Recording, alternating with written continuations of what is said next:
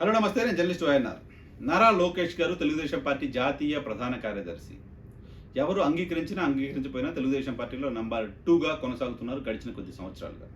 Telugu Desam party అధికారంలోకి రావడానికి కొద్ది రోజుల ముందు 2014 ముందు నుంచి ఆ తర్వాత అధికారంలోకి వచ్చిన తర్వాత పార్టీకి సంబంధించిన కార్యక్రమాలు, పార్టీలో కీలకమైన నిర్ణయాలన్నీ నారా లోకేష్ గారి కనుసన్నల్లోనే జరుగుతూ వస్తున్నాయి. పార్టీ అధికారంలో ఉన్నప్పుడు ఆయన హవా నడిచింది. ఈవెన్ పార్టీ అధికారం నుంచి పోయిన తర్వాత కూడా తెలుగుదేశం పార్టీకి సంబంధించిన కార్యక్రమాల్లో చాలా యాక్టివ్గా పనిచేస్తూ వస్తున్నారు.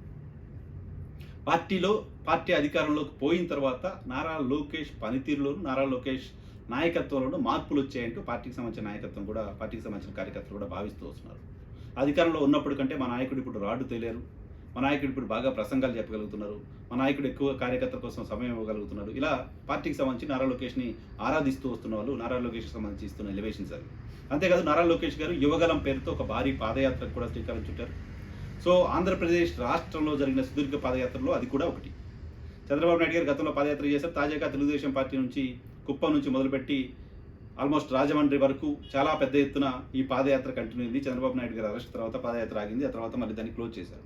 సో మొత్తంగా భారీగానే నారా లోకేష్ గారు పాదయాత్ర చేసినట్టు భావించారు. చాలా నియోజకవర్గాల్లో పాదయాత్ర చేస్తున్న సందర్భంగా అభ్యర్థుల ప్రకటన కూడా నారా లోకేష్ గారు చేసేశారు.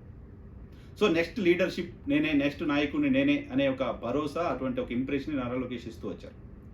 చాలామంది నాయకులు టికెట్ కోసం నారా లోకేష్ని అప్రోచ్ అవ్వడం మొదలు పెడుతూ ఉన్నారు. నారా లోకేష్ చాలామందికి టికెట్కి సంబంధించిన హామీలు ఇచ్చారు. కొంతమందికి సంబంధించి తాను ఇచ్చిన హామీలు నిలబెట్టుకున్నారు కూడా. అంతేకాదు తన యోగలం పాదయాత్రలోనే రాయలసీమకి ఏం చేస్తారనే దానిపైన ఒక రాయలసీమ డిక్లరేషన్ కూడా ప్రకటించారు నారా లోకేష్ పార్టీకి సంబంధించిన జాతీయ ప్రధాన కార్యదర్శి హోదాలో. సో పార్టీలో ఈ స్థాయిలో ప్రయారిటీ పెంచుకుంటూ వస్తున్న నారా లోకేష్, పార్టీ కోసం సుదీర్ఘ పాదయాత్ర చేసిన నారా లోకేష్ ఎన్నికల షెడ్యూల్ వచ్చిన తర్వాత ఏమైపోయారో తెలియట్లేదు. ఎన్నికల షెడ్యూల్ వచ్చిన తర్వాత ఆయన చుట్టూ బారికేడ్లు కట్టినట్టు కనపడుతోంది. ఆయన మంగళగిరికి పరిమితం చేసి మంగళగిరిలో ఆయన చుట్టూ బారికేడ్లు కట్టినట్టు కనపడుతోంది. పాదయాత్ర తర్వాత పాదయాత్ర జరగని నియోజకవర్గాలు దాదాపు 120 నియోజకవర్గాలలో 40 రోజుల పాటు రోజు 3 నియోజకవర్గాల చొప్పున పార్టీ కార్యకర్తలతో సమావేశమవుతారంటూ మరో కార్యక్రమాన్ని శంఖారావం పేరుతో ప్రారంభించారు. బట్ ఆ శంఖారావం కార్యక్రమం కూడా మొత్తం అన్ని నియోజకవర్గాల్లో పూర్తి కాలేదు. మధ్యలోనే దాన్ని అయిపోయింది అనిపించారు. ఆ తర్వాత ఎన్నికల షెడ్యూల్ వచ్చిన తర్వాత విస్తృతంగా పార్టీ కోసం పర్యటనలు చేయాల్సిన సందర్భంలో రాష్ట్ర వ్యాప్తంగా ఆయా నియోజకవర్గంలో తెలుగుదేశం పార్టీకి సంబంధించిన అభ్యర్థుల కోసం, కూటమి అభ్యర్థుల కోసం ప్రచారం చేయాల్సిన సందర్భంలో నారా లోకేష్ గారు కేవలం మంగళగిరికే పరిమితం అవుతున్నారు. మంగళగిరి చుట్టే బారికేడ్లు కట్టేశారు ఆయన బయటికి రాకుండా. తెలుగుదేశం పార్టీకి సంబంధించిన స్టార్ క్యాంపెయినర్స్ అంటే చంద్రబాబు నాయుడు గారు, నారా లోకేష్ గారే. చంద్రబాబు నాయుడు గారు తిరుగుతున్నారు, ఓకే. బట్ నారా లోకేష్ గారు వేరే నియోజకవర్గాలకు వెళ్ళి ప్రచారం చేయలేని పరిస్థితి ఎందుకుంటోంది? వేరే నియోజకవర్గాలకు వెళ్ళి ప్రచారం చేయకుండా ఆయన ఆపుతోంది ఎవరు? వేరే నియోజకవర్గాలకు వెళ్ళి ఆయన ప్రచారం చేస్తే జరిగే నష్టం ఏంటి? వేరే నియోజకవర్గాలకు వెళ్ళి ఆయన ప్రచారం చేస్తే లాభం జరగదనుకుంటున్నారా? ఇవి ఇప్పుడు జరుగుతున్న చర్చ. నారా లోకేష్ మంగళగిరి నియోజకవర్గానికి సంబంధించి చాలా కంఫర్టబుల్గా ఉన్నారు, ఆయన విజయం సాధిస్తారు అంటూ చాలా సర్వేలు చెప్తున్నాయి. సో కొన్ని సర్వేలో ఆయనకు సంబంధించి కొంత నెక్ టు నెక్ ఉంటుంది అంటే వార్తలు వస్తున్నప్పటికీ నారా లోకేష్ ఈసారి ఎమ్మెల్యేగా గెలవచ్చు లాంటి ఇంప్రెషన్ ఎక్కువగా కనపడుతోంది. అటువంటి సందర్భంలో కూడా మంగళగిరిలో ఆయన అంత కాన్సన్ట్రేట్ చేయాల్సిన అవసరం ఉందా? కేవలం మంగళగిరి కోసం ఇప్పటి నుంచి దాదాపు ఆల్రెడీ 15 డేస్ నుంచి ఆయన మంగళగిరికే పరిమితం అవుతున్నారు. ఇంకా 4 రోజుల పాటు ఎన్నికలకు సమయం ఉంది.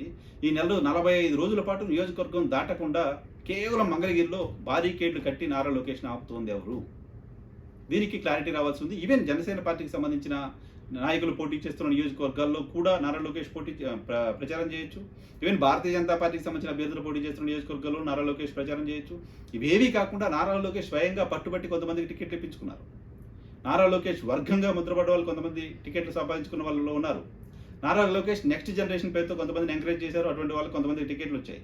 ఈవెన్ వాళ్ళకి సంబంధించిన నియోజకవర్గాల్లో కూడా నారా లోకేష్ని ప్రచారం చేయకుండా తెలుగుదేశం పార్టీ ఎందుకు ఆపుతుంది అనేది ఇప్పుడు ఆ పార్టీలో జరుగుతున్న చర్చ. ఇలా ఆయన ప్రచారం చేస్తే జరిగే లాభం కంటే నష్టం ఎక్కువ ఉందని భావిస్తున్నారా? లేదా ఆయన బయట ప్రచారం చేస్తే మంగళగిరిలో నష్టం జరుగుతుందని భావిస్తున్నారా తెలియదు. కానీ నారా లోకేష్ని మాత్రం ఆయన చుట్టూ బారికేడ్లు కట్టి అక్కడికే పరిమితం చేయడం రాజకీయంగా చాలా ఆసక్తిని కలిగిస్తోంది.